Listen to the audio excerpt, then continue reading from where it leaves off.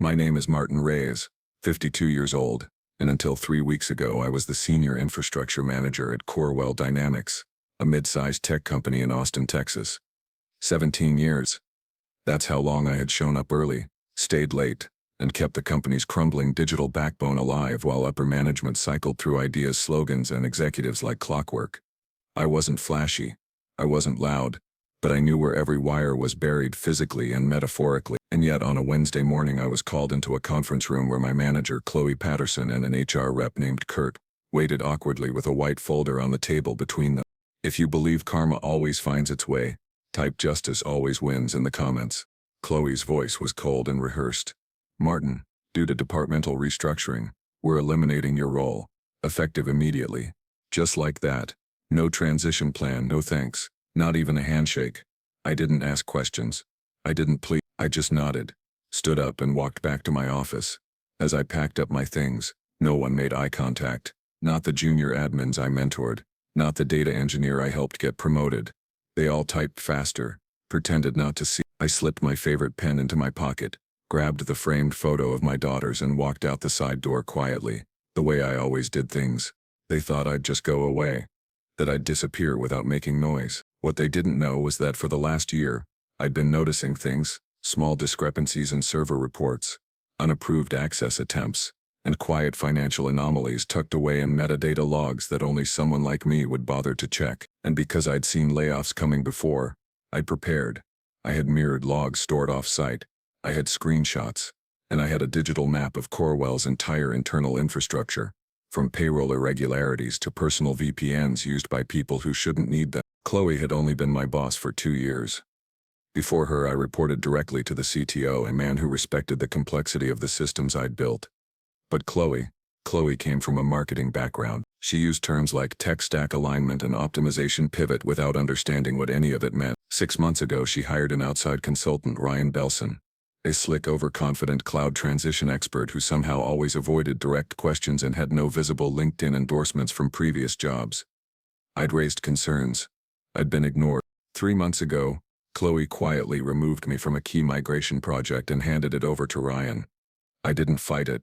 I watched, and when I noticed access logs showing internal budget files being downloaded and shared to an encrypted server in Lithuania, I started keeping copies. I didn't yet know the whole picture, but I had enough to realize something shady was brewing and that I'd become an obstacle. So I stayed quiet, observed, waited. When they fired me, I wasn't shocked. I was ready. As I drove home that day, I didn't feel anger. I felt clarity. They thought I was expendable, that my silence meant ignorance. But silence is what you use when you're listening, and I had heard everything I needed to. My revenge wouldn't be loud, it would be surgical, and it had already begun. The first thing I did when I got home was plug in the encrypted drive I'd stored in a fireproof box in my garage. It wasn't paranoia. It was protocol. Years ago, after a ransomware scare nearly tanked a vendor partnership, I began backing up key logs and code redundancies offsite as part of my own disaster recovery plan. Legal had approved it. No one remembered. But I did. And it meant that everything Corewell thought I no longer had access to, I did. Every access log, every credential escalation, every silent approval request that Chloe and Ryan had hoped would disappear when I walked out the door, they were all right there, timestamped and untouched. I started combing through the timeline. It all began after Ryan's consulting contract was approved. He had full admin privileges within 2 weeks, faster than protocol allowed. Then came the shadow vendors. Small one-man companies like Neovault Systems and Cloud Strata Partners, all supposedly offering back-end architecture consulting. But when I dug deeper, I found that their registered addresses all traced back to virtual mailboxes. The same pattern emerged every time. Ryan would submit an invoice, Chloe would greenlight it under emergency implementation, and funds would get routed quietly through the finance team, often late at night, long after business hours. I couldn't help but smirk at the sloppiness. They really thought no one was watching. That's the danger of underestimating someone who doesn't speak much. I ran background checks through my personal data suite. Nothing illegal, just deep open source digging. Ryan had been consulting at 5 companies in the last 7 years. 4 of them had experienced sudden budget shortfalls. 1 went bankrupt. Chloe's LinkedIn showed no connections to Ryan, but buried in the metadata of a vacation photo she posted last year, her location tag matched his. Same island resort, Same weekend. Coincidence? Maybe. But I doubted it. I didn't go public. I didn't call the cops. That's not how I operate. Instead, I called Monica Ellis, a former colleague and now IT security director at a private auditing firm in Houston. Monica was sharp, ethical, and fiercely loyal. Plus, she owed me a favor from the time I kept her company's servers from going offline during a flood evacuation. I encrypted and transferred a sanitized version of my evidence, no names yet, just patterns, invoices, and metadata. Can your team run this through your fraud detection matrix? I asked. She called back 2 hours later. Martin, this is textbook procurement laundering, and whoever did this wasn't subtle. You've got hard proof here: dates, transactions, ghost vendors. If this touches public funding or healthcare clients, it's federal territory. I leaned back in my chair. That's when it hit me. Corewell had recently signed a data-sharing partnership with 2 regional hospitals, which meant healthcare data, which meant HIPAA, which meant federal oversight. This wasn't just corporate theft. It was possible wire fraud. I didn't need to bring down the house. I just needed to point the right people toward the fire. I closed my laptop and looked out the window. The sun was setting over my quiet Austin neighborhood, casting a golden light on the rooftops. My hands were steady. My mind was focused. They fired me thinking I'd walk away empty-handed, but I left with something far more dangerous than resentment. I left with the truth, and I was going to use it. That weekend I drove to Houston to meet Monica in person. We sat in a quiet cafe near her office, away from curious ears.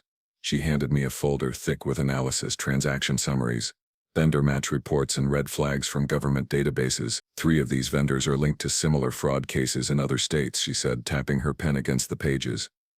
This isn't a one-off. This is a playbook, and your company just became the latest stage. I thumbed through the printouts. Everything I suspected was now confirmed by professionals. Can this be tied back to Chloe or Ryan personally? I asked. Monica nodded. Chloe approved every invoice. Ryan created the vendors, at least one using his brother's name and a fake address. And there's more. We traced logins into the company's secured vendor portal from an IP registered to a private condo in Aspen. Guess who was on vacation there last month? She slid a photo across the table. It was Chloe, tagged on Instagram, sipping wine in front of a fireplace. My stomach turned, not from anger but from the cold satisfaction of clarity. On the drive back, I rehearsed how this might play out. I didn't want scorched earth. I wanted surgical exposure, something that would crumble their foundation with precision and leave no room for counterattack. I drafted a formal whistleblower report, anonymized, and submitted it to the Department of Health and Human Services, citing potential HIPAA violations through fraudulent IT vendors. Then, using a separate account, I sent a detailed packet to Corewell's legal team. Every invoice, every vendor registration, every IP log with a note, "You are being defrauded from the inside. Clean house before the government does it for you." The response came faster than I expected. By Tuesday morning, 3 of my contacts still inside Corewell messaged me privately. Ryan was suddenly on sabbatical. Chloe was working remotely due to family matters. Internal audit had locked down vendor payments, and a special board meeting had been called. I told them all the same thing. Stay out of it. You didn't see anything. Keep your head down. I wasn't going to let anyone else take collateral damage for something I was handling. That night, Andrea brought me a whiskey and sat with me in the backyard under the stars. "You really doing this?" she asked softly. I nodded. "I didn't start this, but I'm going to finish it." She squeezed my hand. "Just promise me no revenge. Just to feel better. Do it to make things right." I looked at her and smiled. "That's exactly what I'm doing." By Friday, I received an unexpected call from Jeremy Krause, a compliance officer from Corewell's legal department. "We need to speak urgently," he said. "There are serious allegations and we believe you may have information." I pretended to hesitate. "I'll think about it," I said. "In the meantime, you might want to ask Chloe about Aspen." The line went quiet. I hung up and took a deep breath. The dominoes were falling, one by one, and I wasn't done yet. The following Monday, Corewell's internal audit team released a confidential memo to department heads. It was leaked by noon. The memo acknowledged serious concerns regarding vendor management, and that 2 senior employees had been placed on indefinite leave pending investigation. I didn't gloat. I printed it out and filed it in my growing folder of evidence. Andrea glanced at it and said, "Looks like the cracks are finally showing." I nodded, but I wasn't smiling. Not yet. That night, I received a message from Tasha Lin, Corewell's head of IT security, someone I'd mentored years ago when she was just a network technician. "Martin, she wrote. I don't know what's going on, but legal is panicking. We've been told to freeze 3 accounts and flag any outgoing traffic to unverified servers. I think something big is coming. I didn't confirm or deny. Just told her back up everything. Protect yourself. The next morning, the bomb dropped. The Department of Health and Human Services officially opened an inquiry into Corewell Dynamics for potential mishandling of protected health information during system transitions. The timing was no coincidence. Someone on the inside had likely tipped Chloe and Ryan days earlier. That's why they disappeared so quickly. But this federal involvement, it wasn't something they could dodge with extended leave. It meant subpoenas, audits, and possibly jail time. I knew the board would act next. They had to. So I made my final move. I sent a private email directly to Nathan Bellamy, one of the company's longest-serving board members, and the only one who'd ever thanked me after a systems blackout I fixed at 2 a.m. on Christmas Eve, 10 years ago. I included a short note. I never wanted this, but I couldn't stay silent. Attached are details you won't find in any internal report. The file was a summary, less forensic, more human. It showed a timeline, the betrayal, the fraud, and the cover-ups. It showed 17 years of loyalty destroyed overnight. He replied in less than 2 hours. Meet me, was all it said, with an address to a small business lounge downtown. When I arrived, Nathan stood up, shook my hand, and looked me square in the eye. You were never the problem, he said. They were. Over coffee, I laid everything out. Not just the money or the vendors, but the culture of silence. The pressure to conform. The way upper management ignored red flags until the ship started to sink. Nathan didn't interrupt. He didn't ask for more proof. When I finished, he just said, "What do you want?" I answered without hesitation. Accountability, and protection for those still inside who don't deserve to be collateral damage. He nodded slowly. You'll have it. Then he reached into his briefcase and handed me a sealed envelope. And you should read this. It's from the board, an offer. We want you back on your terms. I stared at it, heart pounding. I hadn't asked for this, but I had earned it. I didn't open the envelope right away. I took it home, left it on the kitchen counter, and spent the evening walking through my neighborhood under the dim glow of streetlights. I wasn't sure what I was feeling. Vindication, relief, or hesitation. After 17 years of loyalty, being discarded in one cold meeting had left a scar. The offer in that envelope might be a step toward justice, but I wasn't sure if returning would be healing or reopening the wound. Later that night, I sat in my home office and finally opened it. Inside was a formal letter from the board. An executive-level reinstatement. Newly created role, Chief Integrity Officer. Reporting directly to the board. Full authority over audits, systems oversight, vendor contracts, and cybersecurity. No HR filter, no middle management interference. They weren't just offering me my job back. They were offering me control. The ability to fix the rot at its root. And attached, a second page with a request. We would also like your recommendation on which departments should undergo full external audit review. They weren't just admitting fault. They were surrendering power. The next morning I made my decision. I called Nathan Bellamy. Tell the board I'll accept. But on one condition. He waited. Anyone who retaliated against whistleblowers, silenced concerns, or helped cover this up. They go. No settlements. No golden parachutes. They leave with nothing. Nathan didn't hesitate. Agreed. That afternoon, Chloe officially resigned for personal reasons. Ryan was nowhere to be found. His consulting firm's website had vanished, along with his LinkedIn.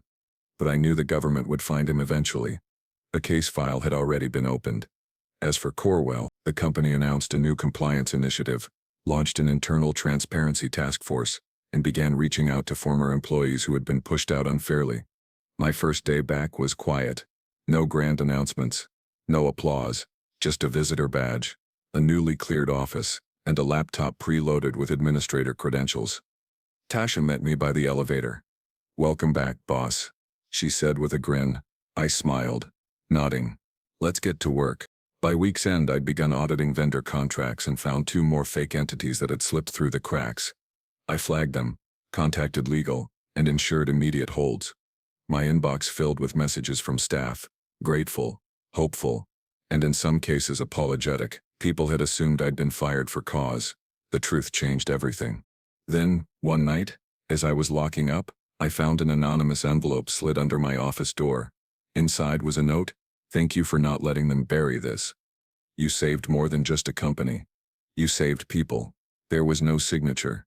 I didn't need one. 6 months later, Corewell Dynamics looked nothing like the company I had left. Gone were the closed-door meetings and shadowy consulting contracts. Gone were the smug executives who thought their titles made them untouchable. In their place was a renewed culture, one that valued accountability, transparency, and the kind of quiet, enduring competence people used to overlook. As Chief Integrity Officer, I didn't just enforce rules, I reshaped the blueprint. Every department underwent forensic review. Every vendor was re-verified, and every employee knew that silence in the face of corruption would never again be rewarded. I'd been given a second chance, not to relive the past, but to ensure it never repeated. The systems I implemented were less about code and more about people, about trust, consequences, and restoring honor to a place that had lost its way. One morning I got a call from a local reporter. She'd picked up on the recent executive firings and audits. "You were involved in the cleanup, weren't you?" she asked. I smiled slightly. "I was involved in the wake-up call." She asked for a quote. I gave her one. "Sometimes the quietest man in the room is the one planning how to save it." That quote made the article's headline. My inbox flooded again, this time from strangers across industries, people who'd been betrayed, silenced, underestimated. One message stood out. "I read your story. I just got let go after 20 years with no warning. Your story made me believe again that the truth can still matter." It hit me harder than I expected, because I'd once sat in that same disbelief. And now, my story was lighting the path for someone else. Back at home, Andrea handed me a small package. Inside was a custom-made plaque. On it were the words, "Built quiet, return strong." I hung it above my desk. As for Chloe and Ryan, both were under investigation. Ryan had been arrested crossing into Arizona. Chloe, after being confronted with forensic evidence, turned state's witness. Her testimony unraveled more than just the fraud. It exposed a pattern of internal corruption spanning years. Corewell avoided criminal collapse, but only because it acted when it mattered most. On a cold morning in December, I stood at the edge of the parking lot, watching new hires walk into a company reborn. Some looked at me with curiosity, others with respect. I didn't need them to know the whole story. I just needed them to know this: the people you underestimate are often the ones writing your ending. And I had written mine, with precision, principle, and the quiet power of truth.